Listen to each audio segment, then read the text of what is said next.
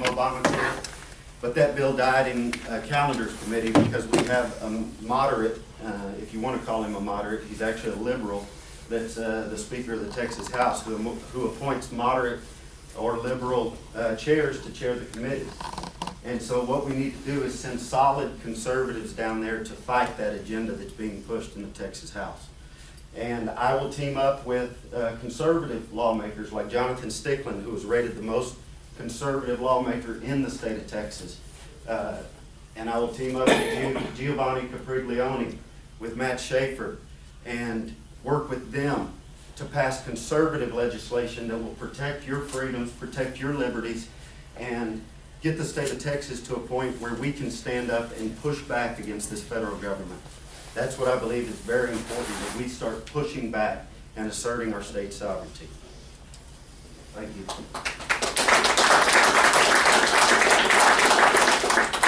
Okay, our second question, Duke Bird, will start with this one. This is the first of two questions on state transportation issues. During the past decade, transportation infrastructure has been a hot topic in Texas as our growing state struggles to fund needed roadways. In the past, Governor Perry has tried pushing through legislation calling for toll roads to solve this dilemma. The question, are toll roads the solution for our transportation infrastructure needs, and under what scenario would you support a toll road? Please keep your comments focused on addressing toll roads only, as the next question also will address transportation issues. And Duke, you get to start this one. But my notes have both. I don't need mine. Toll roads are kind of a conundrum. Very quickly I'm going to say, aren't toll roads like the ultimate user tax? I mean, seriously, stay with me for a second. Aren't they the ultimate user tax? You drive on a toll road, you pay for the toll road. The people in another state, another county, another city, they don't have to pay for that road because you're paying for it. That sounds like a decent argument, but we've allowed ourselves to get into a situation where it doesn't quite work that way. Right now, the toll roads that are working and the toll roads that have been proposed are being sponsored not by the people, the constituents. They're being sponsored by the government, they're being imposed on the people, and they're being run by foreign companies. All of that is not good. A toll road, if we're going to have, if Ennis decided they were going to build a toll road between here and Waxahachie, and they were willing to acquire the right-of-way, and the voters voted for it, that type of scenario kind of works. Not going to happen, but in order for a toll road to exist, and for it to exist properly, it has to be voter supported, constituent supported. It can't be run down our throats, and it can't be run by a foreign company. It's got to be homegrown. It's got to be local folks.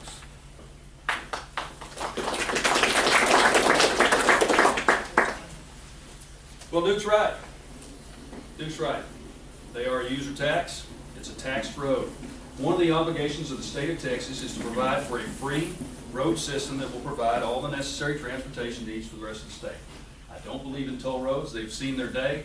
I believe the law of unintended consequences, that it might have been a good idea. We're not sure about that at the time, but it's turned out not to be such a good idea. It's an obligation of the state to pay for out of the taxes that they take from the gas tax and the vehicle registration tax to pay for the roads. We've got enough money in there. I'm against toll roads. Thank you. I echo the sentiments of my two opponents here. I'm against toll roads. I will fight tooth and nail to stop them from ever coming into HD10. Texas has a big transportation problem. We are #1 in the nation in road debt. And our lawmakers think that we can keep just throwing money at this. And the reason why we have toll roads now is because of something called diversion of funds. We have dedicated funds like the gas tax, like the vehicle registration tax, that are being dipped into. That these creepy politicians start picking their hands in there and saying we're going to use that money for something else now, when it was dedicated for this. And it's not just transportation, it's education and all kinds of other things. But I would like to introduce a bill or sponsor a bill that would stop the diversion of funds. If we have dedicated funds, keep them dedicated to that specific purpose. and it would stop this loss of money and stop this growth of debt. That's what my solution would be.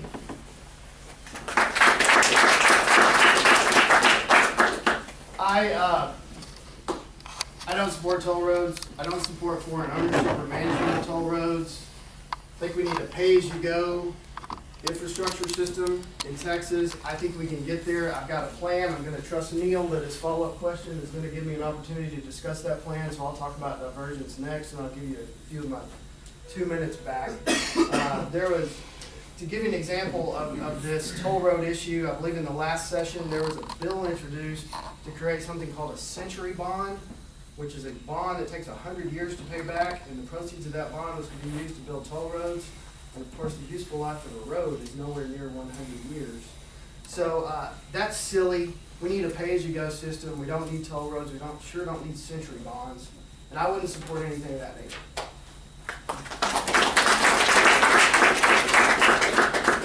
Okay, Jake gets to start the third question, and the third question is, other options that have been proposed to address transportation needs have ranged from a statewide referendum to changing the allocation of fuel taxes to be used for roads only, to using rainy day funds for roads. What do you believe is the best direction for the state to complete its road projects? And if elected, how would you work to gain support for those initiatives? Good question. Well, we've got enough money as it is in the taxes that are being taken out of your pocket to pay for these roads. Number one is vehicle sales tax. Last year it generated $3.6 billion for the state of Texas. It went into the general fund. How much does Texas Department of Transportation say that they need every year to pay for the roads? $4 billion. So you take the gas tax, you take the registration tax, you take the vehicle sales tax, and you have more than $4 billion. Now, when Texas DOT says you need $4 billion, I'd caution you on this. I was in the Navy for 20 years, and I know how contractors work, and I know how the government works. And when they ask for $4 billion, they're either going to ask for 6, or it could really only cost 2. I would audit the Texas DOT and ask them exactly what they need, and I'd ask them to justify what roads they need to pay for, and then I'd say, here's your money. But we have enough money in the coffers that should be going directly from vehicle use taxes to pay for our roads. End of story. It's a pretty simple solution, and I'm not sure why it hasn't been taken care of yet.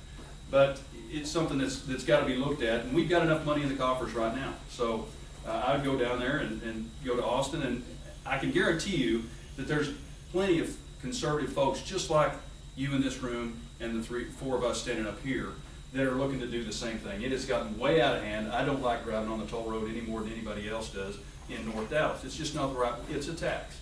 So we'll take care of this down in Austin. I guarantee there's a lot of good folks like me down there who are willing to start putting money where it's supposed to go and stop the diversions into the general fund. Thank you.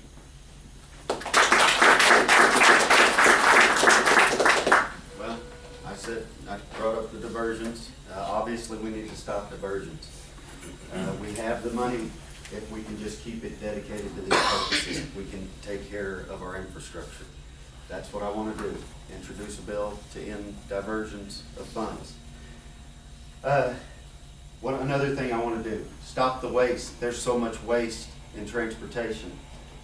I'm sure you've all taken a trip down to Austin recently and seen that there's actually 4 huge rest stops that are now built between here and Austin.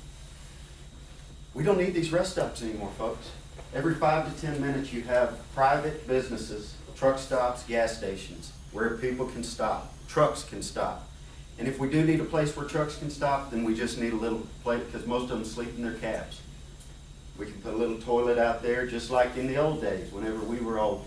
Well, I'm 32, but even when I was growing up, we just had toilets on the side of the road where you could stop and on a picnic table. A lot cheaper than the ones they're building now. They've got flat screen TVs and leather sofas. We don't need all that. We need to stop the waste. Our children are going into debt up to their eyeballs. We've got to stop the waste.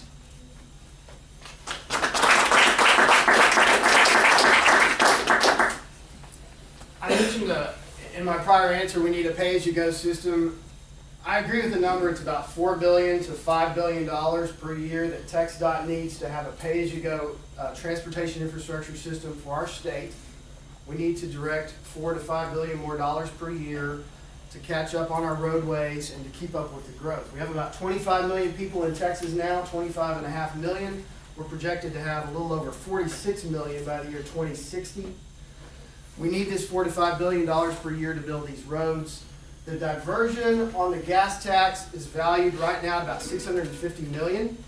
So I agree with, we need to be fiscally responsible to stop that diversion. We have a constitutional requirement, state constitutional requirement to direct that money to build roads and maintain roads and police roads, and we need to follow that constitutional requirement.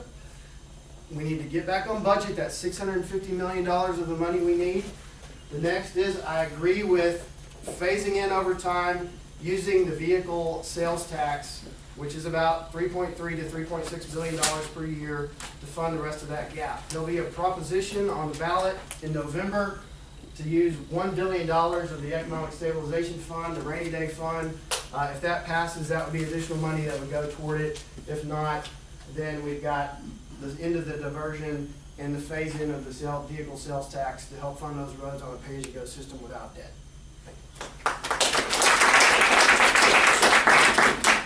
Duke Burge will, or no, I'm sorry, TJ Fabi. Oh, You- I got ahead. I That's got okay. ahead. My bad. I agree with them. How's that? I'm not even gonna talk about what they said because all three of them were right. I agree. The issue though, think about it, the diversion of funds that we keep talking about here, it's a shell game. And it's a shell game that they've been playing for a long time. They do it with education, they do it with the DOT funds, they do it across the board. And if we took that $3.2 billion from sales tax on vehicles and we moved it straight into TxDOT for the roads, then it comes out of the general fund of something else. So I'm gonna say this several times tonight. I'm gonna say that it's not so much the taxes as it is the spending that we need to work on. If we pulled that 3.2 and moved it over to TxDOT, we have pulled it out of something else. I may get a chance later to tell you that all of the money from the Texas lottery goes exactly where it was supposed to go. It goes to education. However, they take that money from education and then they go back with the money they were funding and move it back to the general fund. So it's a shell game. And I agree that these earmarks, these funds need to go where they're going. And we need to get that part straight. And I absolutely would support a bill and carry a bill, sign on to a bill that would require no diversion of these funds, that they go where they're earmarked. But at the same time, I'm going to back up and say it one more time. It's not the taxes that are hurting us, it's the spending. We need to get the spending under control so that we can make these things do what they're supposed to do. Thank you. My apologies to Duke, I got ahead of myself. TJ gets the next question. Actually, the next two questions involve education. First is the issue of standardized testing and its impact on teachers' ability to provide instructions beyond teaching for a test, which has been an ongoing debate in Texas. What is your stance on standardized testing, its impact on local control, and if elected, what will you do to address those issues? My stance on standardized testing, I oppose it. I believe that it ties teachers' hands. It doesn't let them do what they're good at doing. Teachers are good at teaching, that's why they teach. And we need to let more teachers teach. Kids are being treated like numbers in our schools, and they're not numbers, they're kids. And every one of them is different. You can't treat them all like they're the same and to expect them all to be the same.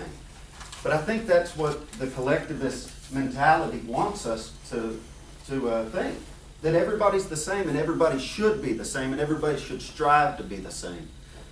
I homeschool my kids, me and my wife. We homeschool our kids because we've given up on the public education system. It's not that we've given up on teachers, it's that we've given up on the system. The system won't let teachers teach. So we've decided to educate our own kids. And we don't use standardized testing in our house.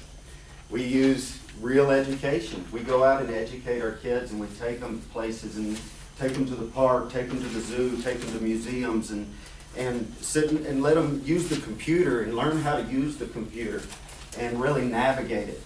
And that's what I would like to see, more teachers being able to teach their kids, more control over the classrooms in teachers' hands.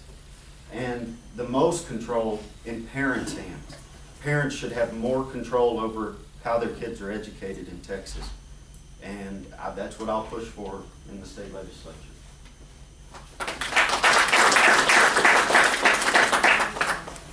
I have a lot of problems with the standardized testing system, the accountability system, and I would like to see us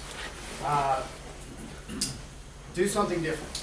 You know, and I think that using a standardized test makes you have to, it robs teachers of creativity. It gets us down to the lowest common denominators. It makes us adopt a common curriculum throughout the state, and I don't think that's appropriate. I mean, we have a big, diverse state, and what is good and important for kids in Beaumont is not necessarily good and important for kids in Amarillo. And we need to get back to creativity. We need to get back to individualism. We need to get back to patriotism. We need to get back to Judeo-Christian values in the classroom. And I don't think that our standardized tests support that. This is a really difficult issue that the state has struggled with for quite a while. Anytime that I think we struggle with something, I think what we need to do is just inject some free market principles in there. And what I'd like to do is increase choice, support competition, and instead of using a standardized test to measure whether schools are succeeding in teaching kids, let's use free market principles and let's figure out a way to accurately, uniformly report how well schools are doing in putting kids in college, and how well schools are doing in putting kids in vocational courses, and how well schools are doing in putting kids in jobs, and how those graduates of certain schools are doing 5 years out and 10 years out. Let's just use the free market. We have those measures. That's the real world. Those are the real world measures of how well schools are educating kids. Let's just figure out a way to collect that data and report it accurately.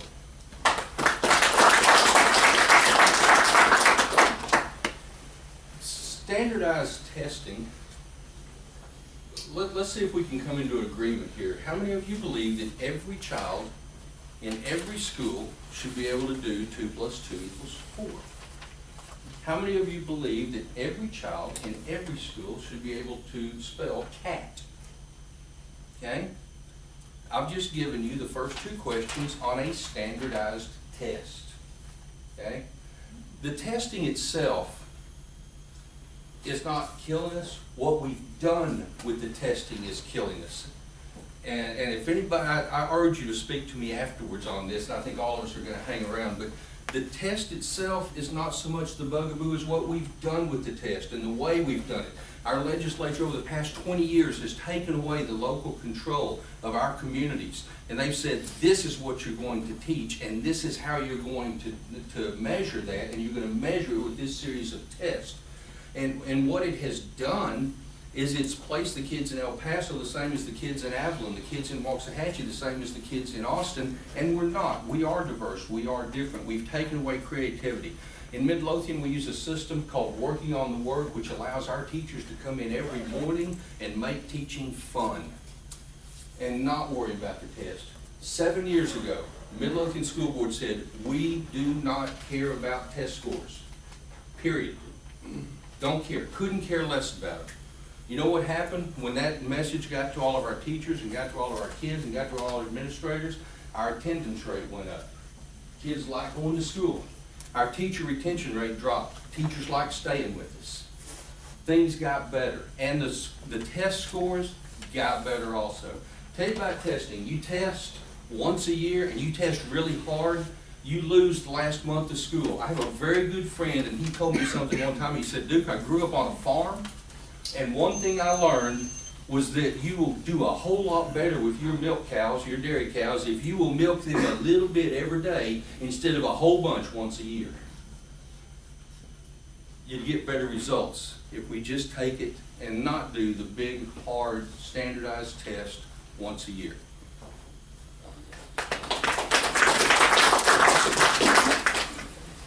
The standardized tests are, if the child wants to go to college, did he get into the college he wanted to go to?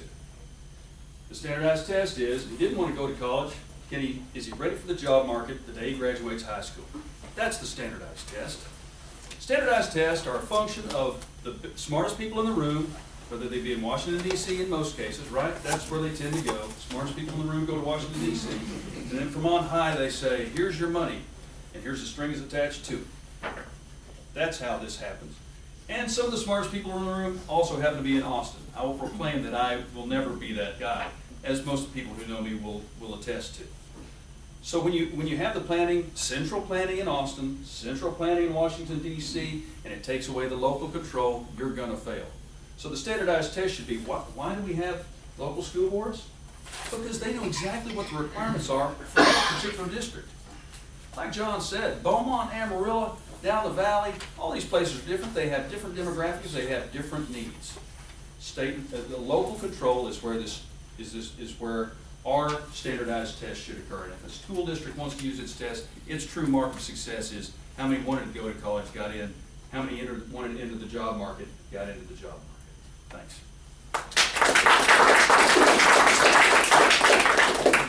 Next, we're going to be starting with John Ray.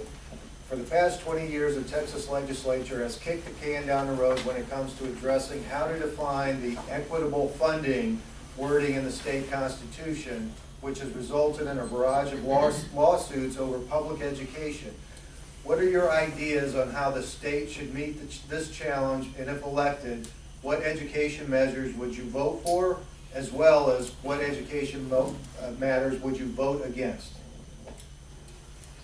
Yeah, this is one of the most difficult issues I think the next legislative session will face is, there's a pending lawsuit over the constitutionality of our current school funding system. This is a very difficult issue.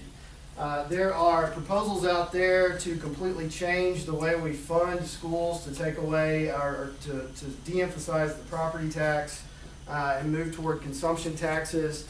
I think that ultimately what I'm going to be looking at, and this is an issue that we've all got to study, and it's not susceptible to an easy solution. So I want to tell you just generally the principles that I will look at as I face this issue in the legislature if I'm elected. And that is, I want to put the students and academics first. Okay? Any proposal, I'm going to look at it and say, does this favor and support education of children in the classroom, the fundamentals? Does it support that? I don't want it to be excessively used for administration or for things that do not result in education of our children. So I'm going to look at education of our children first. I'm going to emphasize that first. Next, I want to support the in-classroom teacher. That is the next thing that I really want to support when we look at the funding system. And the next thing I want to do is I want to make sure that we are not shortchanging our rural school districts, because I think that I think that's the heart of America. I think out there and we have so many rural school districts. We have lots of rural school districts right in this district that are doing a wonderful job educating kids. And I would like to see people retain our historic American values, which they have from living and working in rural areas in America. I want to make sure that even though traditionally these areas haven't had the huge tax base, I want to make sure that they still have the funding they need so that folks can stay in these rural areas and know that their kids can be educated and they can instill in them those great American values of patriotism, love of country, love of God, love of traditional family values, because that's what we need.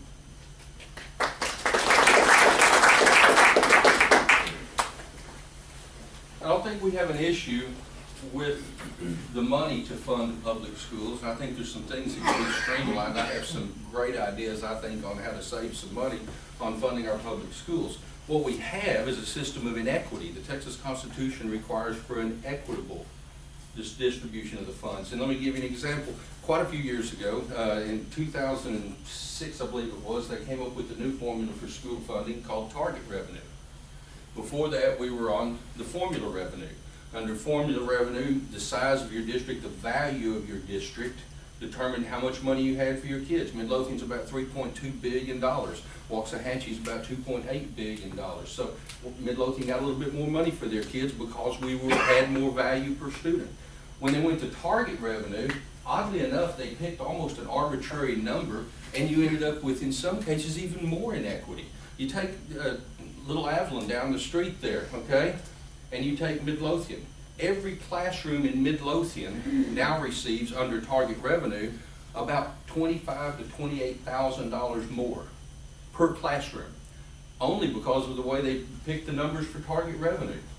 So the formula that they're using right now is arbitrary. It's not going to stand up. The judge has already ruled that this is not equitable. They're just going to have to come up with a way to figure out how to divvy up the funds again. And I think that there's enough money there to do it, and I think that I have some ways to save some money. I don't think that's going to be the issue. The issue is going to be how do we fund it. And as a society, the core question for us has to be, does that child in Avalon deserve the same education as that child in Highland Park? And that's a tough question. It's not as easy as it sounds. Highland Park is a 41 district. They're a Robin Hood district. And 7, 8 years ago, they were short at one of their campuses, one of their elementary schools. They needed some money. They didn't have any money because it was all going back to the state. So they did a bake sale and raised $3 million in Highland Park. So that's the question we're going to have to ask, and we're going to have to get comfortable with, is do these kids in the rural districts deserve the same education as the kids in the rich districts? Thank you. Bill, would you repeat the question? Sure. For the past 20 years, the Texas legislature has kicked the can down the road when it comes to addressing how to define the equitable funding wording in the state constitution, which has resulted in a barrage of lawsuits over public education funding. I'm good. That's what equitable funding. The property tax is not equitable funding. The property tax is not a fair tax. The property tax does not provide for equitable funding of education based on its populace. The Constitution says that we all are taking a part in an efficient public school system. And the property tax does not do that. And for the last 4 sessions, we've had lawsuits challenging the constitutionality, and 3 of those, they failed. Then we had to go and rewrite it again. Over the course of 6 years, we can phase out the property tax and go to a consumption tax. $9 billion of property tax last year went to M&O for school district, M&O funding for school districts. Now, if you raise the sale tax 2%, depending on the number that you talk to and the agency that you talk to, that will provide $9 billion. Additionally, so we're talking about 2 issues here. We're talking about home ownership. The state of Texas is 45th in the country because of our property taxes. We're the 3rd highest property tax rate in the entire country, behind New Jersey and Massachusetts. So let's get away with that, provide true property rights for the citizens of this state, increase home ownership. You're going to increase your tax base, you're going to increase jobs, and go to a consumption tax, and we all share the burden of providing for an efficient funding for schools. We can also audit some of our agencies to make sure that we're spending it right, because we're spending 1.4 times our enrollment rate on money that's going to education. Why is that? Check and see what our rates are on teachers to non-teachers. The ratio is now 1 to 1. There's your problem. We've got a lot of fixing to do, and we can start with property tax. Thanks. First, let me say how awesome it is to hear another candidate talking about property taxes. I've been talking about this for the last 6 years, since I got involved in the political process. We have to eliminate property taxes first and foremost because it prohibits property ownership. You never own your property, and if we're going to be a free society, then we have to allow property ownership. So then we look at the cost of property taxes. You have the appraisal districts that you have to pay for. You have appraisal boards that oversee the appraisal districts that you have to pay for. You have litigation costs when people dispute their appraisals that you have to pay for. That's a lot of cost that's wrapped up in this property tax. And if we would move to a consumption tax, I agree with Jake, we need to go to a consumption tax. You don't have all that cost anymore. So you're, right off the bat, you're saving money. And you're allowing true property ownership. Secondly, I believe we need to abolish the Texas Education Agency. There's no reason to have it. We have a state board of education that is an elected board that can do all it. Take over all the duties of the Texas Education Agency, and you're saving money right off the bat right there too. Plus, the board is an elected board. It's accountable to the people, unlike the Texas Education Agency, which is an appointed board, not accountable to the people. Third, we need to, let's get back to that thing we were talking about before, diversion of funds. You remember we were sold the Texas lottery because we were told that it was going to pay for public education. And now it's not. And why? Because they are diverting those funds. Let's rededicate those funds from the Texas lottery to paying for our schools. That's three things right there that I want to do right off the bat to take care of our public education system. And if you elect me, I will go down there and fight with other lawmakers that want to do the same thing, and we'll get it done. Thank you.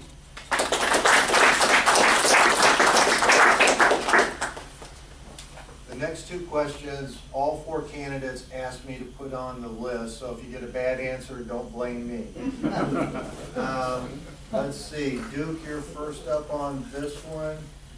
Border security is a federal issue, yet one Washington has failed to address, especially in regards to Texas's needs. Although a federal issue, as a state representative, what do you think the state legislature could and should do to address our state's border security issues? If you read the polls that are out, and if you look at things, you find that immigration is polling number 1 in Texas, and it's polling like number 35 nationwide. It's moved way down the list. That's why you're not going to see Congress get on this issue this time, okay? But in Texas, it's polling number 1. And I'll tell you why. We have 4 times the Hispanic population than the average in the rest of the country. In Texas, illegal immigration costs us about $12 billion annually, not just for the school systems, but for health care, for infrastructure, for law enforcement. $12.1 billion. That's a lot of money. We have got to secure the border. Period. And all 4 of us are going to say the same thing. I can guarantee you that. We've got to secure the border. We'll use the Texas Guard to do it, and we'll send the federal government a bill. It's their responsibility, but we've got to take care of it. The second piece of the issue is, once we secure the border, what are we going to do then? Once we've got that thing locked off, once we've got all of our illegals identified, what are we going to do with them?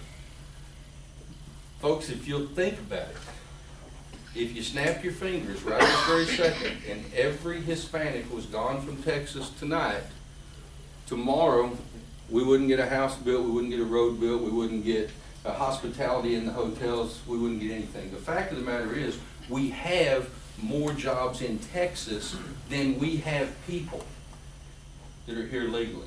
And we have forced a situation that forces them to come up here illegally. I want to stop that. I want to seal the border. I want to provide for an efficient, fair guest visa system. Right now, if a Mexican national wants to come to the United States, it takes them at least a couple of months to even attempt to get a visa.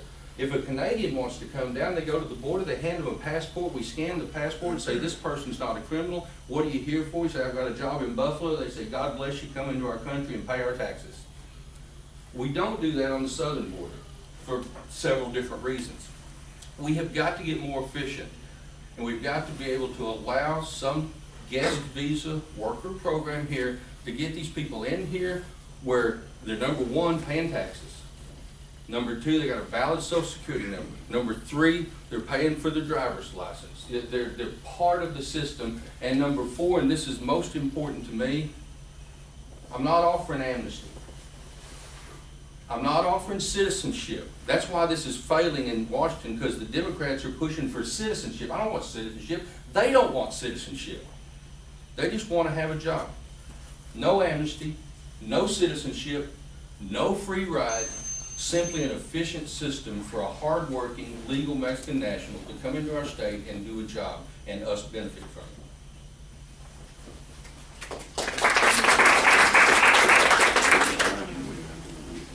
The Constitution of the United States says that the federal government will prevent invasion of the United States on all its borders.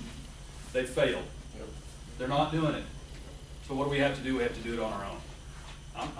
I'm I'm not ashamed to say that we will do it on our own. Texans do this kind of stuff all the time. You don't have it, I got it. Stand aside. We'll send you the bill. So I've got some folks and some friends at DPS, one of them who runs the Fusion Center in Austin, which is a pretty remarkable place. It looks like NORAD. Screens all over the place. What do we have going for us? We've got exceptional high tech. We can put strategic borders, strategic fencing in. Listen, anybody who's raised cattle knows that they don't all just go in different directions. They follow a trail. The folks who are coming up here follow a trail. We know where those trails are. We put fences where the trails aren't, and then we put men where the trails are.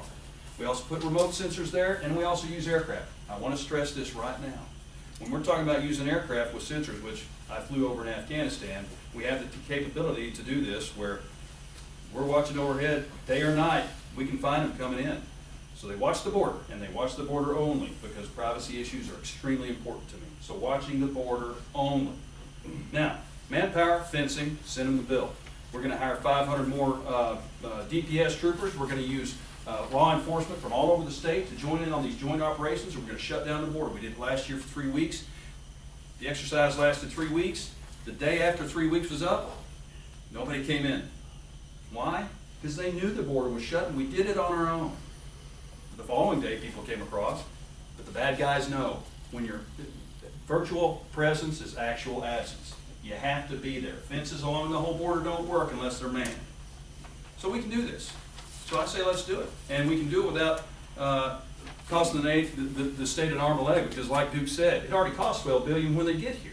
What I'm talking about is border security, not immigration, because once they're already here, very difficult for people in Austin to do anything about that. What I'm talking about is the 60% of the folks who come up from Mexico who aren't Mexican. 60%. And a lot of them come from Asia. They're narco-terrorists and they're human traffickers. Human trafficking for drugs, narcotics, and terrorism. Let's shut it down because it's a clear and present danger to the security of this state and our country. Thanks.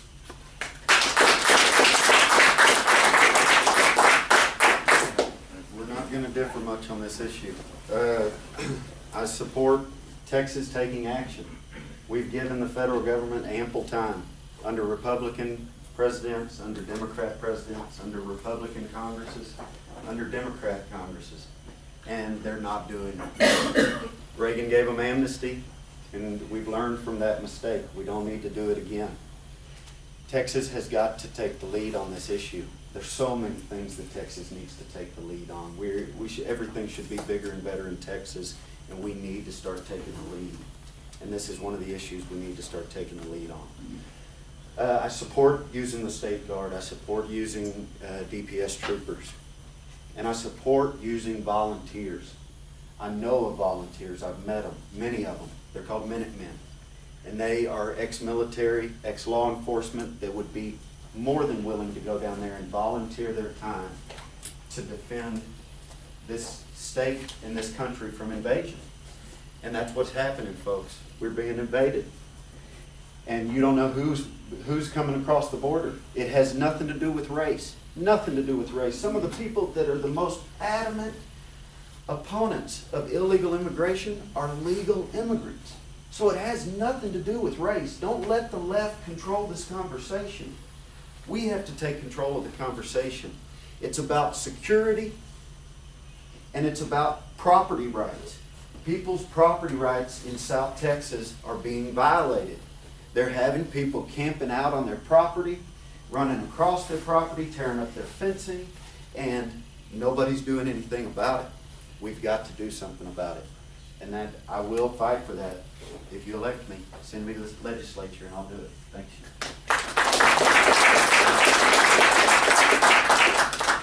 Oh, good. Oh, yeah, got ahead of myself. It's okay.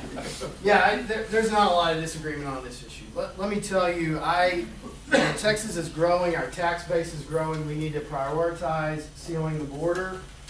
We can devote more resources to it. We can put more law enforcement on the border. I think 1 is personnel. I think 2 is physical barriers. I think 3 is technology. I have a concern with the technology on your privacy. So what I would suggest on doing with the technology is we implement a zone You know, there's a certain zone, a border area zone where we can use technology. We can't use the technology outside of that zone. We need to purge the data to make sure it's not collected on US citizens. We need to protect your privacy, but we need to secure the border. Next, the US Constitution, I believe it's Article 4, Harlan, you might confirm that for me, but I believe it's Article 4 says that the federal government will protect the states from invasion, foreign invasion. So let's keep track of our bill on this, and let's send it to the feds, and let's sue them in federal court to collect that money for shirking their duty under the US Constitution to keep us safe. This is about, you know, more than the property rights. What I'm concerned about is narco-terrorism, narcotics entering our country, and foreign terrorists who mean to destroy the United States. And we need to make sure that does not enter the United States across the Rio Grande River.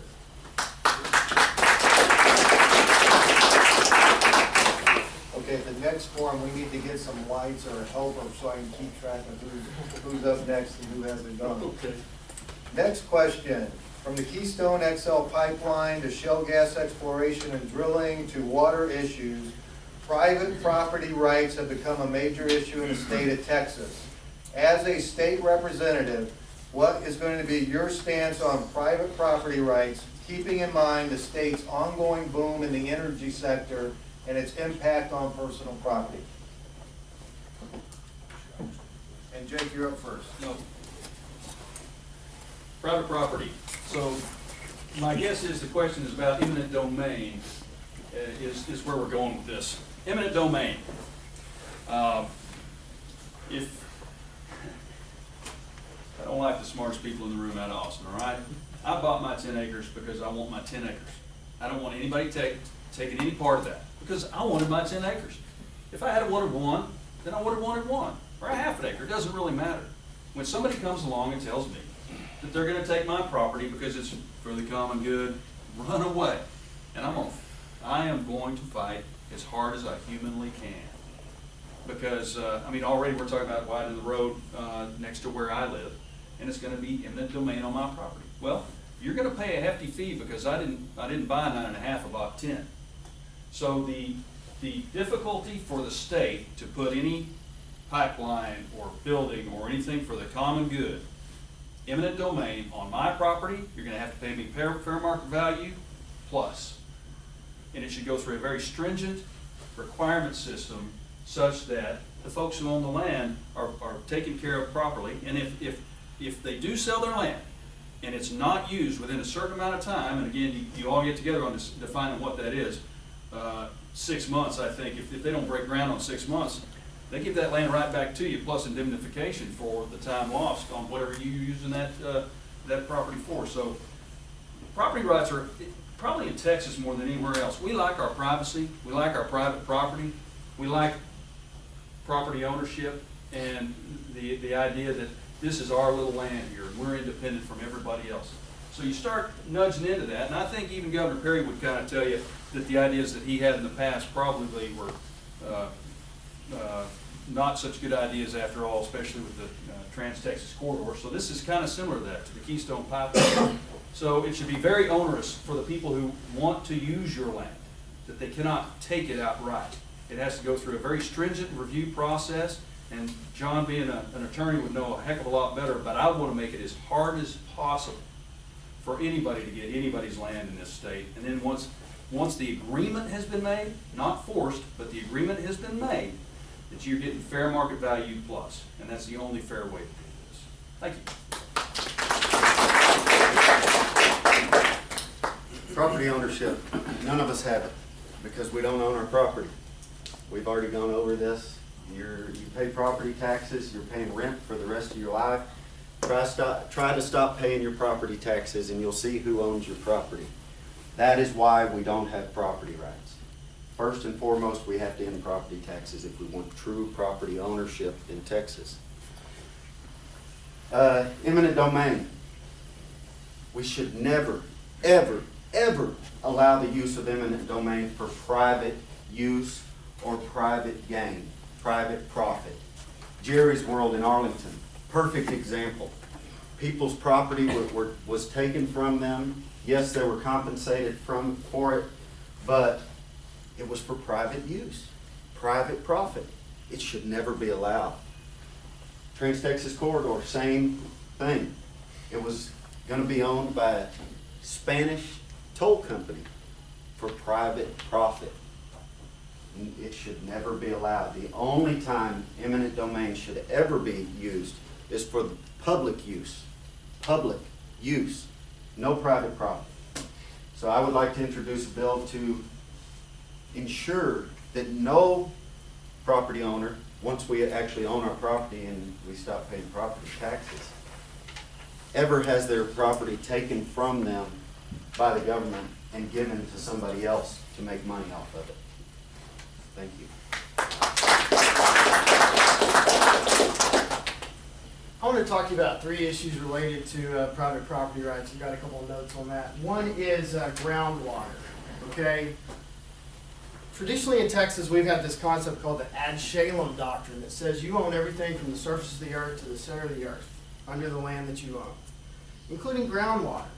We also have in Texas what's called the rule of capture that says if you punch a hole in the earth and you find oil or you find water or whatever you find, you can pump that out as much as you want and you own it. That's still the law in Texas, but now we have these silly groundwater districts. And they actually are requiring you, if you're pumping water out of the earth to use it for anything other than domestic use, you have to meter it and actually pay for that. And I think that's ridiculous. And I think we need to get back to this traditional rule of capture. I think that's respect for property rights on groundwater. And I think we can use free market capitalism ideas on groundwater to help solve some of our water issues in the state. Next is eminent domain. I would support a buyback provision that says if government takes your land for eminent domain purposes and they don't use it within a specific period of time for the specific purpose for which they took it, then you get to buy it back.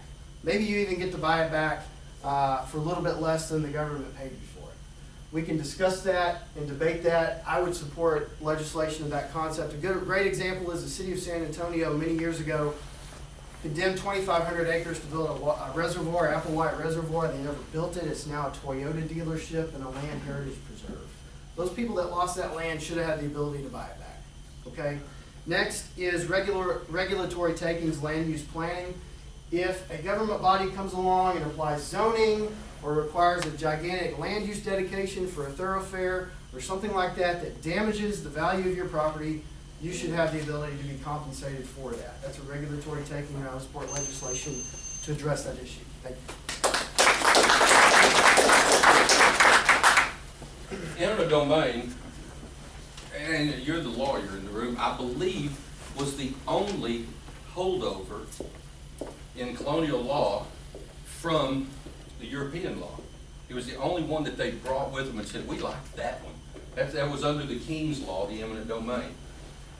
And there have been several bills filed and several laws passed in the last 8 years, last 4 sessions, that restricted eminent domain. In the last session alone, the bill that John was talking about there was actually HB20. It died in calendar committee. And it would have done exactly what it said. If the land was not used, you could buy it back. And I believe there was even a discount provision in it. HB 1250, there it is. I had to look at the number. I'm not good with numbers. I think the Tea Party guys know that. HB 1250 says that if the land is not used for the specific use that they got it for, in other words, they stole your land under eminent domain and said they were going to build a parking lot, and instead they built a Burger King. You can't do that. It has to be used for the purpose for which they did the eminent domain.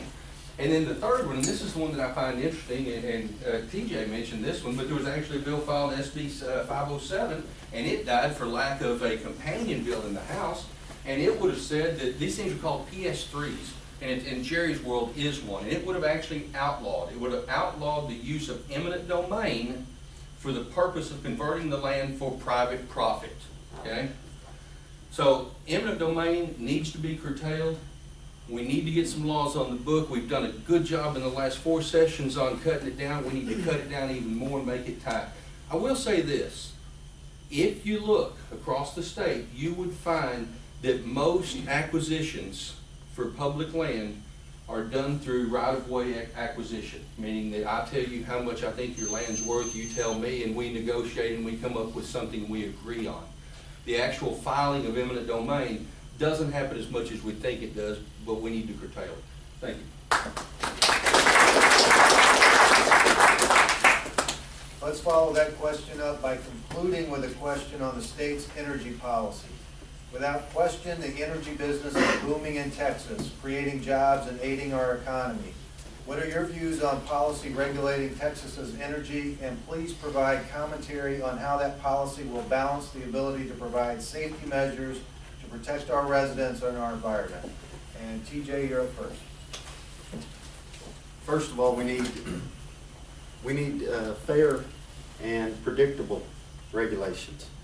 We need to stop changing the regulations because these energy companies don't know from one year to the next what the laws are regarding the energy that they're producing. So what we need to do is come up with a fair and predictable energy regulation package that would that these energy producers can look at and say, we know what the laws are, and so you don't have these constant breaches of the laws. Secondly, I believe in state control of our energy. I want to get the EPA out of it.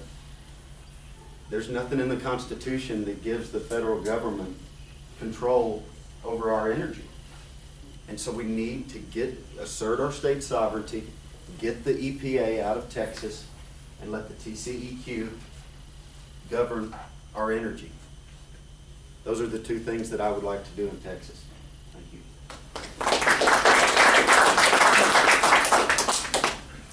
I very much support domestic energy production, oil and gas. I think it's a security issue. I think it's important to our national security that we be energy independent. I think Texas has always been the leader in oil and gas in these United States, and we should continue to be that. And I want to support and foster the oil and gas industry in this state. I think that the second part of that is we have the TCEQ, which does a lot of environmental regulation, as you know. The TCEQ is self-funded. It derives its budget from the fines it levies. I believe that that's bad, because that incentivizes the TCEQ to look for sources of revenue as opposed to just doing what is right. I mean, they have a financial stake in the way they're applying, the way they're adopting regulations and applying those because they're funding their budget. And I would like to change that so that their mandate and their instruction is really to do what is only absolutely necessary for the health and safety of Texans. And I want to be conservative in the approach to environmental regulation on oil and gas energy. Next is like in electricity, which is another aspect of Texas energy. I like our ERCOT, our deregulation and free market delivery systems. I want to continue to support that. Electricity's tough because you can't really economically store it, and I want to make sure that we're supporting the grid so that Texas consumers are getting the lowest possible energy and electric energy and delivered at the lowest possible cost, and that's what I'll look to support as your state representative. As the mayor said, Texas is the #1 leader in oil and gas production in these United States, but they're also the #1 state in generation of energy from renewable sources. I didn't know that. I looked that up and I had to read it twice. And you think about the size that we are, I guess that kind of makes sense, but for non-hydroelectric power, we're the #1 generator of energy on renewable sources. And ERCOT has done a good job. I don't know how many of you know, does everybody know what ERCOT is? ERCOT is the grid for Texas. We have our own grid. It is us, okay? We control our grid, and technically we're not even connected to the outside grids, which has caused issues at times, but we can't bring in power from the other grids. But ERCOT is the one that controls where our energy is, how it's distributed and where it goes. ERCOT has done a pretty good job at increasing capacity using these clean plants like Suez here in Ennis. That's a gas-fired plant, has very, very low emissions as opposed to a coal-fired plant. The American National Power in Midlothian, again, a gas-fired plant, very, very low emissions. So they've done a good job at increasing capacity and holding consumer costs down. And I'm not going to say low, because if anybody has ever compared your kilowatt hour charge to somebody in Oklahoma or Arkansas, I think you'll find that we're paying a lot more than they are. So there's a dichotomy there that needs to be worked on. If we're the largest producer in both renewable energy sources and in oil and gas, we should not be paying the highest price for the energy. So that's something that we need to work on. I'm going to agree with all three of these guys. I think they all three said it. EPA cannot dictate to us how we're going to control our issues, okay? I retired, or I took a buyout in '97 from Schlumberger, so I grew up in the oil field, and I'm a firm believer in oil and gas production here in Texas. Don't start yet, because I think after this question, everybody's gonna need to stand up and stretch, because I think everybody's falling asleep. Okay, and go. Agree with John, TCEQ should not be a self-licking ice cream cone. Anybody ever heard that expression? They're the ones who exist to pay for themselves, kind of like going through Palmer and on 45 and speed. You know what I'm talking about. Yeah, that's right. Yeah. Let's drill, baby, drill. Let's go new. Let's do gas. Let's do coal. Let's get off the grid, because if anything ever happens with the rest of the country, I'm proud of my state. We kind of do it on our own. I want to be on our own and be viable as a society within these borders as much as humanly possible. Now, as far as electricity, we got deregulated some years ago, and it's proven to be the number one successful public utility state in the nation. Once they deregulated, we've got the lowest prices, and we've got a good reserve. We've got 11.75%. PUC says we need to have 13.75%. So that's 2% off. We're doing okay. So anytime anybody says, well, we're 2% off on our reserve in case anything happens, we get a power grid go down or anything like that, rolling blackouts, be very careful, because what they're going to be looking for is state control. Deregulation is the way to go. It's been good for all of us, and I will oppose any desire in Austin to try to take back that very large part of our state energy process. So anyway, that's all I got. Thanks.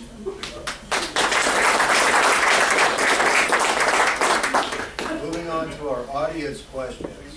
And let's see, John, you're. Anybody need a break? Anybody need a break? No? I saw something on over there.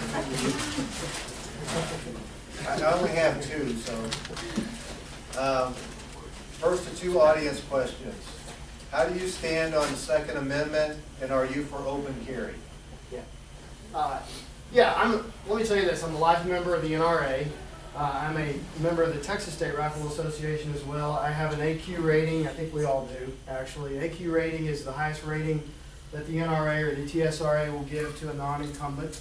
I grew up in a culture of shooting sports. I spent from the late 1970s and the early 1980s, I can tell you exactly where I was on September 1, where I was watching the sun come up for about 7 or 8 years there with my grandfather and my dad sitting under a mesquite tree out in the cow pasture in South Ellis County. And I grew up in a culture of shooting sports. I believe very strongly in the Second Amendment. I will support the Second Amendment. I will fight any effort to further regulate the ownership or carrying of guns.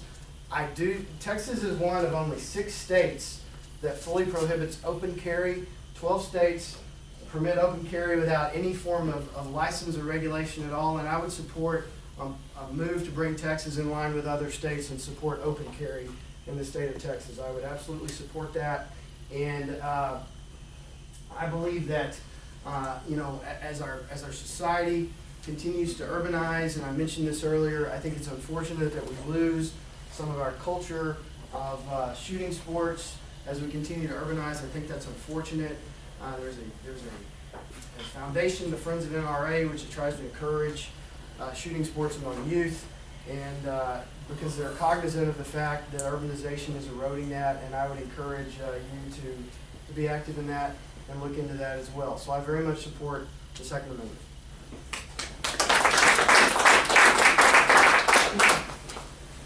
This is another one where both of us are going to say pretty close to the same thing. I also support the Second Amendment. I would fight to the death anyone's attempt to infringe upon my right to carry a gun. I believe in the open carry. I don't have an issue with open carry.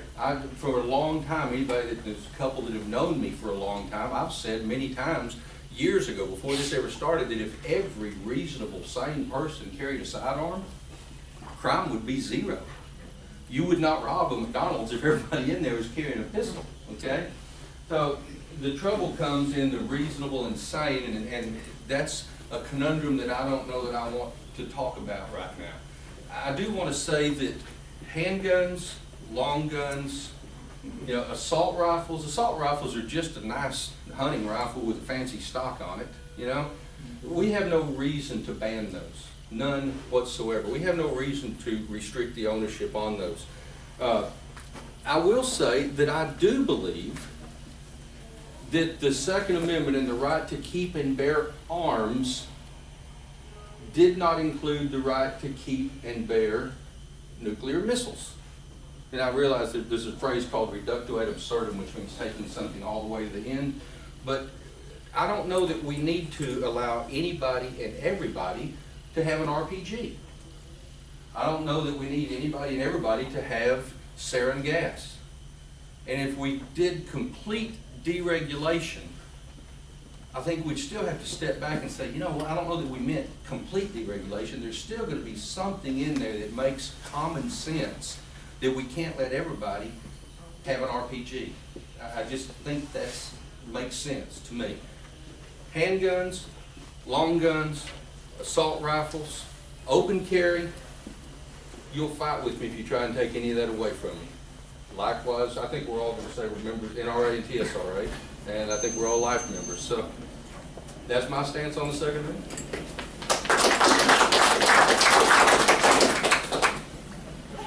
NRA, TSRA, AQ.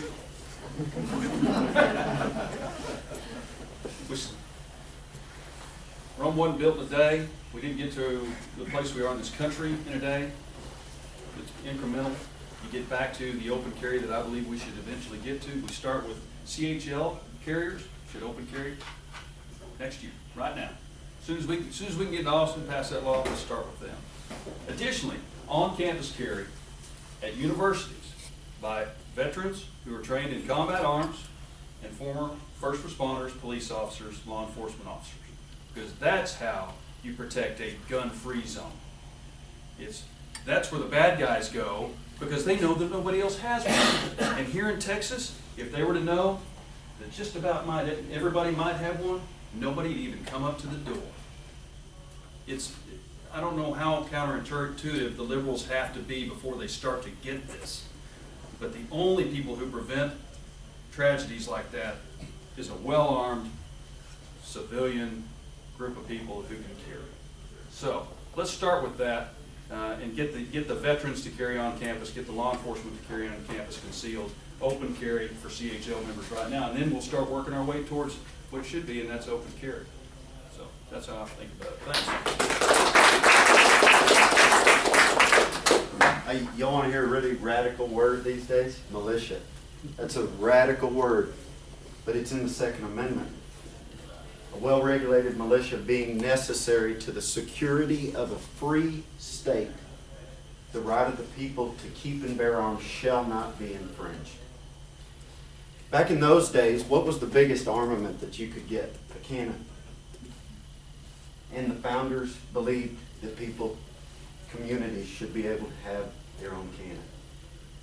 The founders of this state flew a flag with a cannon on it. Said, come and take it. That was the biggest armament of the day.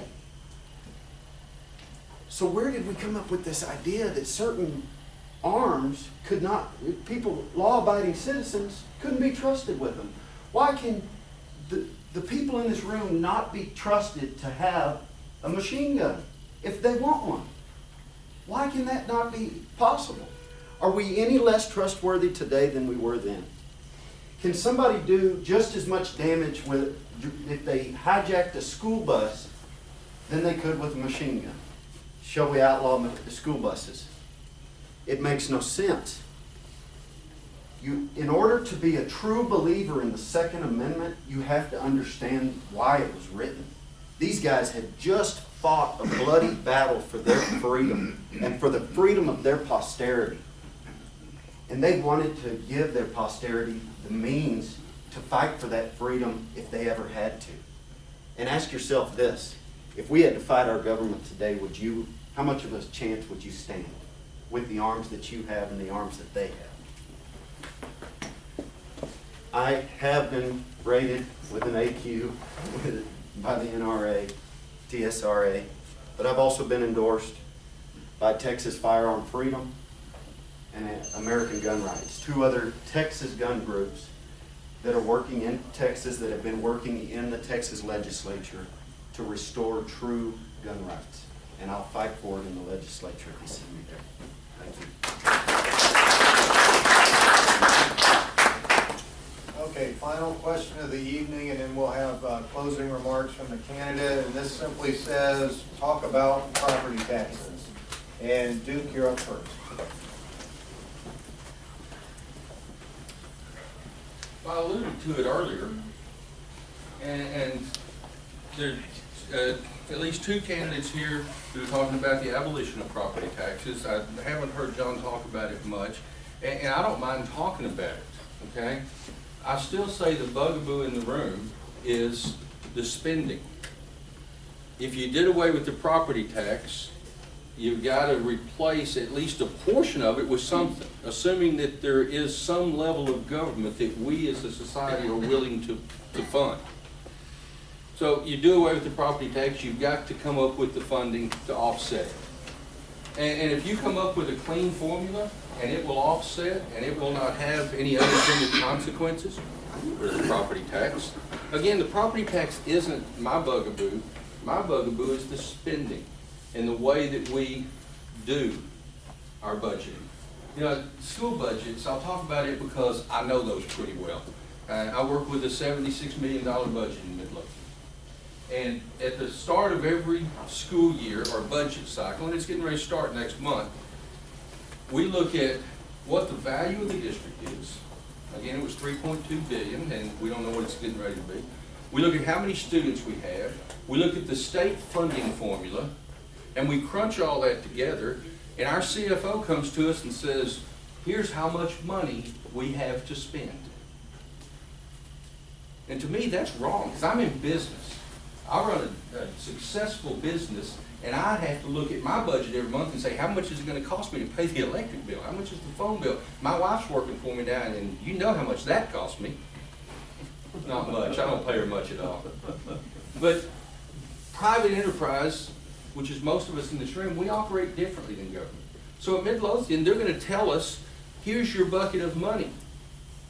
And it becomes the job of the bureaucrats, and I'm not using that word badly, that is what they are. They are bureaucrats. It becomes their job to spend almost all that money. Not all of it, because you don't want to go over budget, that's bad. In fact, you want to be under budget just a little bit, so that at the end of every year you can say, hey, we're under budget. I'm saying that the spending formulas, that the way that we allocate our money is the problem. And I really do have some ideas that change this, okay? That change the way that we allocate the money. So again, you know, TJ and I have talked about it, and Jake and I have talked about it, about property tax. I don't have a real issue with getting rid of it. Show me something that offsets and that it works. A wash is a wash, okay? I want to work on the spending piece of it. I want to get that under control. I want to get us spending money on what we are constitutionally authorized to spend money on, no more, no less, and do it efficiently.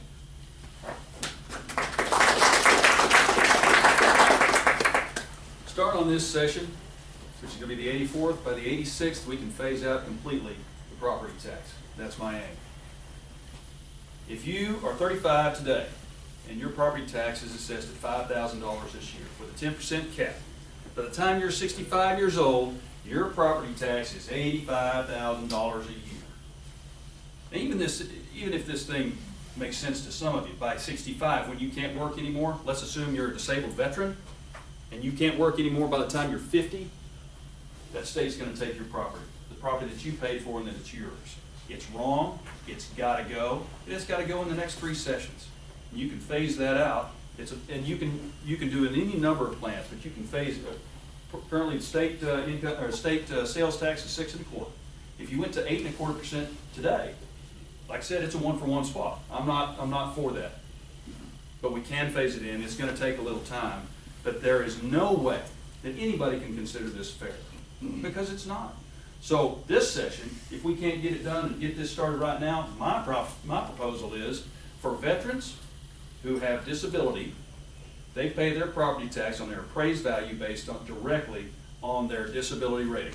If you're 70% disabled, and let's say your property tax assessment is $1,000, you pay $300, because I can guarantee you that the disabled veteran, he cannot pay that $1,000 by the time he's 55 with 70% disability. And I'm telling you, that's hurt. We start there. But over the next 3 sessions, if we get enough conservatives who want to do this, people like you who want to send people down to Austin who says enough is enough. This tax is not fair, it's wrong, we can offset it, we can make it a wash. When we get more home ownership in here, we'll have more people buying houses. We're going to have more tax money going through this state than you can possibly imagine. So it's not a 1-for-1. It's going to pay for itself very, very quickly. That's what I aim to do. Thanks.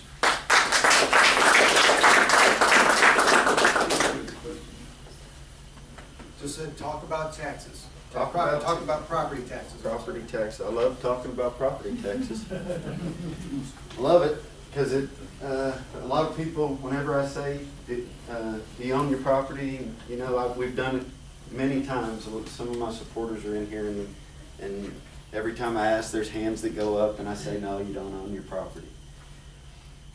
Because of property taxes. You have to pay them year after year, indefinitely. You stop paying your taxes, you find out who owns your property. That's the number one reason why any freedom-loving American should be against property taxes, is because it prohibits freedom. You can't own your property, you're not free. You've worked hard to pay for it. It should be yours. It shouldn't belong to somebody else. And you only get to keep it if you give them some money. That's not freedom. So we've got to end property taxes. It doesn't matter how we pay for it, how we make up for it, and all that kind of stuff. Number one, we've got to recognize that it's prohibiting true freedom in Texas. So after we get past that, then we can talk about how to make up for the lost revenue. I believe in a consumption tax. Why do I believe in a consumption tax? I talked about it before. It's cheaper than a property tax. You don't have all the costs that's associated with the property tax when you have a consumption tax. You would actually still have a tax on property, but it would be a one-time tax at the point of sale. And once your mortgage is paid off, your taxes are paid off, and you're free and clear, and you can actually own your property. Secondly, a consumption tax encourages the government to encourage a healthy economy. Because if we have more buying and selling, then the government is bringing in more revenue, and everybody's happy. So it just makes more sense. Third, it puts more control in the taxpayer's hands. If you want to pay less in taxes, then you'll consume less and be more self-sufficient. If you want to pay more in taxes, then you'll go out and buy a lot of things and pay lots of taxes. But it puts more control in your hands.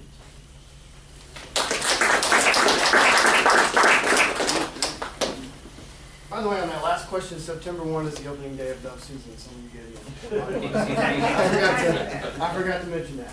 Anyway, back on track. On the property tax, I too am intrigued by the thought of trying to migrate away from the property tax toward a consumption tax. There's several advantages of it, some of which have been discussed. One of which that is good, which ties back to some of these immigration issues, is that everybody in the state of Texas is going to pay that tax when they consume goods or services, whether they're here legally or illegally. That's another advantage. It's very transparent. It's right there on your receipt. You can see it. We don't need a huge bureaucracy or a complicated system to collect it. It's very easy to calculate and collect. But here's the thing that I don't want to see happen. I don't want you to see your 2% per year property tax turn into a 20% sales tax when you sell your house. You know, I mean, if I were to say we can stop paying 2% a year, but when you sell your house, you got to pay 20% of the proceeds to the government, you might say no way. Okay, so I want to hear from you about that. And what I would do is try to phase this in incrementally over time, but and to the extent that we can't get it all done, I want to emphasize your homestead first. I want to lower or eliminate property taxes on your homestead in favor of a consumption tax. And then once we get that done, then we move to the business personal property tax or non-homestead real property tax. But I don't want to switch this out for a sales tax on your house because I think that would make you angry. And I think that's the catch that isn't discussed. So I would like to do this. I want to do it. I want to be reasonable and rational about it. But I don't want to create a sales tax on your homestead when you sell it.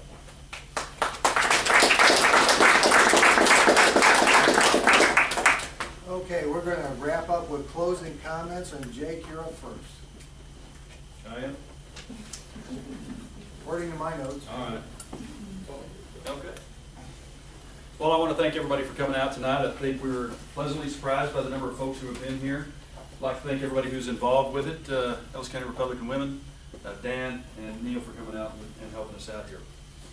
And most importantly, the three men who are standing up here with me. Gosh, they're such good guys. Hopefully this is a hard choice for everybody here, because if it is, then everybody up here is good and qualified, and they'll make this district proud. So it's an honor for me to stand up here with you guys, and I appreciate it. So my name is Jake Elsey. I've been serving our country since I was 18 years old. Now I'd like to serve this district and this state in the state legislature. For 25 years, I've been taking an oath to protect and defend the Constitution of the United States against all enemies, foreign and domestic. Foreign enemies are easy to spot because you can see tracer fire coming up at you.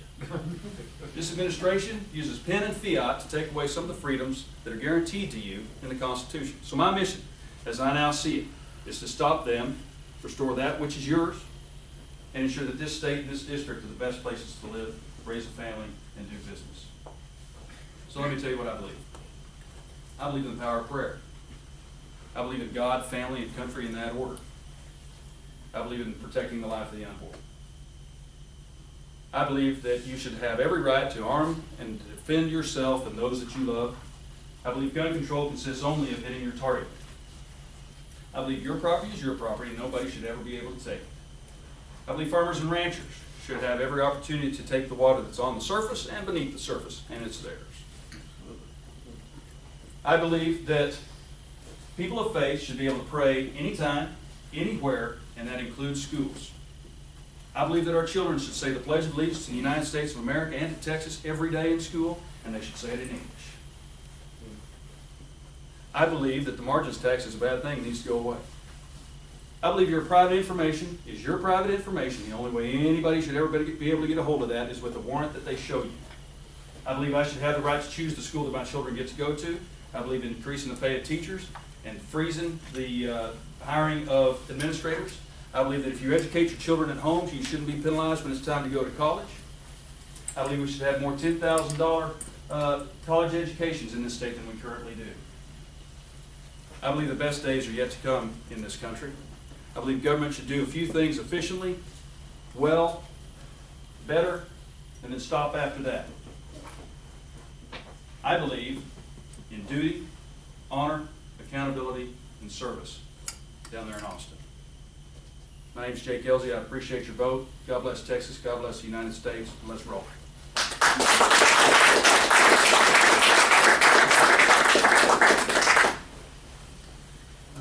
Well, thank you all for coming out here. We've got too many empty seats in here. The room should have been packed and overflowing. Government is only a symptom of the problem in this country. The problem in this country is apathy. The problem in this country is complacency. The problem in this country is ignorance. Hosea 4:6 says, "My people perish from lack of knowledge." The reason why this country is dying is because there are not enough knowledgeable people out there who will go out and inform themselves on the issues.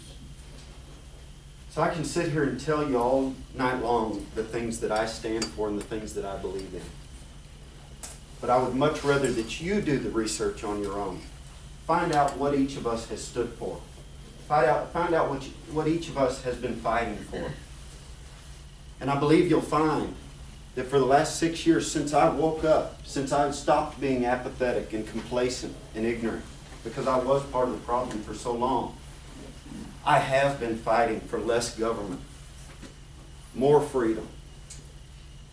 I believe that the role of government is to protect three things: your life, your liberty, and your property. That means every human life, every innocent human life in this state should be protected. And the fact that they're not makes us an uncivilized society. We need to lead the charge. Texas needs to lead the charge. We've made big strides, huge strides this last session, but we need to do more. We need to work towards outlawing abortion in Texas because it's an inhumane practice. It's murder. It's murder of the most innocent of our society that deserve protection. And we're murdering them in the safest place that they should ever live, in their own mother's womb. And we're allowing it under our laws. What kind of society does that make us? We've got to stop it, folks. We're allowing this government to take away our freedoms. The First Amendment right is being violated in many major cities. You have to obtain a permit to go and protest against your government. That says that it's a government-granted right, not a God-given right. I believe it's a God-given right. There's guns, certain weapons that are being outlawed, that have been outlawed. You have to go and obtain a permit to carry a handgun on your side in Texas. That says that it's a government-granted right and not a God-given right. I believe it's a God-given right. And we need to look at it like a God-given right. That means you don't have to get a permit to arm yourself. And I can go down the list and name one right after another that's being violated in the state of Texas. And our founding fathers would be rolling over in their graves if they knew that we were allowing it. I'm asking you to put all your politics aside and vote for me. Send me to Austin and I will fight for these things. I guarantee it. Thank you.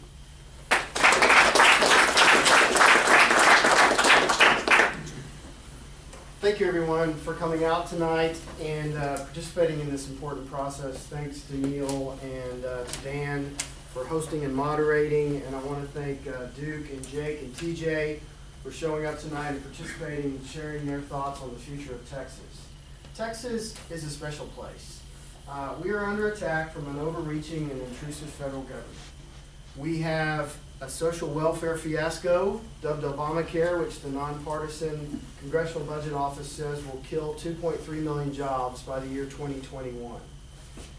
I want to, well, this shouldn't surprise us with Obamacare because we've got a federal government that for roughly 80 years has adhered to a philosophy of if it moves, tax it, if it keeps moving, regulate it, if it stops moving, subsidize it. We need to make sure that we protect Texas from these bad habits of the federal government and make sure we don't fall into these same habits here in Texas. I want to go to Austin and work with other conservatives to stop the erosion of our values here in Texas. I want to enact legislation to keep growth of Texas government in check and to ensure we will continue to respect property rights. I will work to implement fiscally responsible solutions to the roadway and water infrastructure needs of a growing population. Every decision I make regarding education will put students first, and I will work to allow teachers to be creative and teach fundamental skills, individualism, patriotism, and not just how to take a standardized school system accountability test.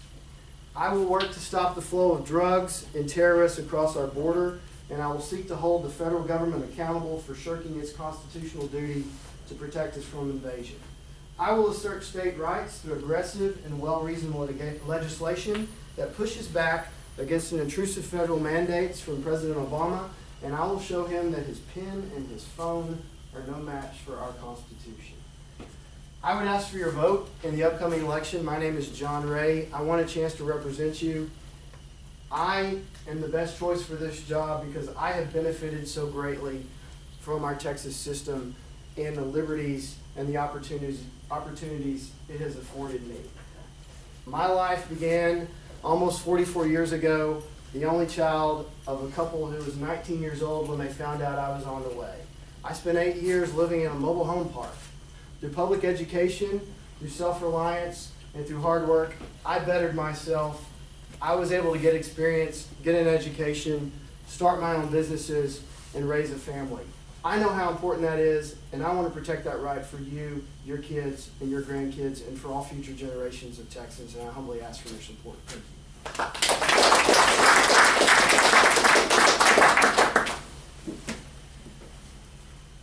Hopefully, you've found that you have 4 pretty decent choices tonight. Hopefully, you've found that District 10 can field some good candidates.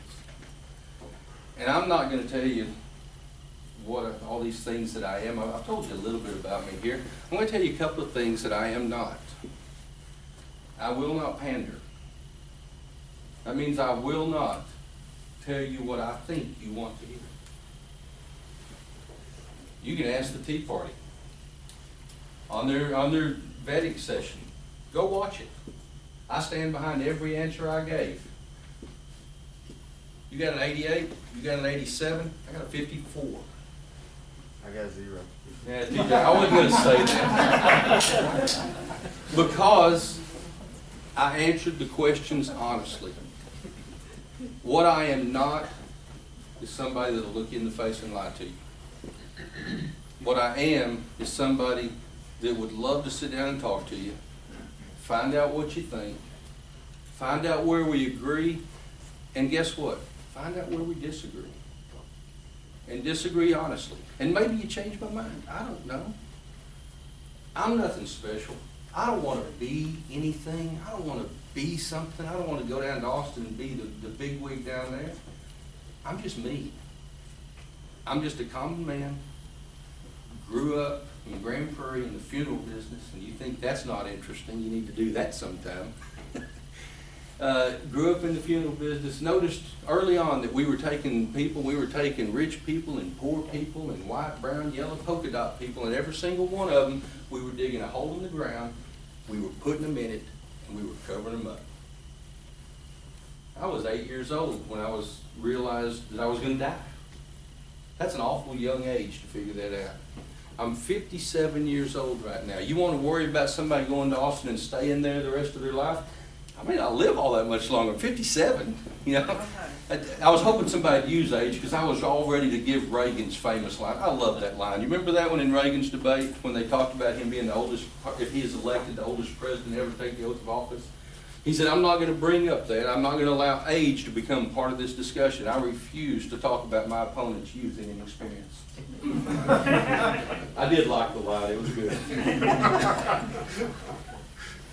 My cell phone is on my Facebook page. My cell phone's on my website. You want to talk to me? You want to find out where I am? Call me. Let's talk it over. Let's see what's happening. I promise you, I'm not taking money from special interests.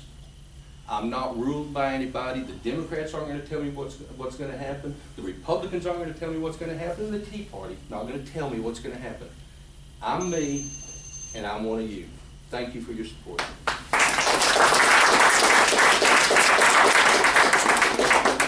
I'd like to express appreciation to all 4 of our District 10 candidates for agreeing to come out to this forum. Thank you all. How about a big hand for our 4 candidates?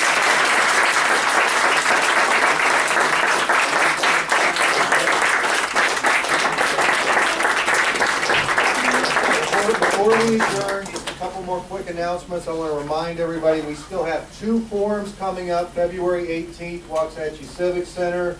February 28th, Midlothian Conference Center. The questions will change. The information that's coming out is going to be different from tonight, so you don't want to miss a one. We also want to thank Joe Barton for paying for the room tonight, and the Ellis County Republican Women for the refreshment. Dan Davis and the Republican Party for putting this on. And the candidates have said they're gonna stick around if anybody wants to get a hold of them one-on-one, take advantage of this opportunity, get to know them. Thank you all very much for coming out tonight.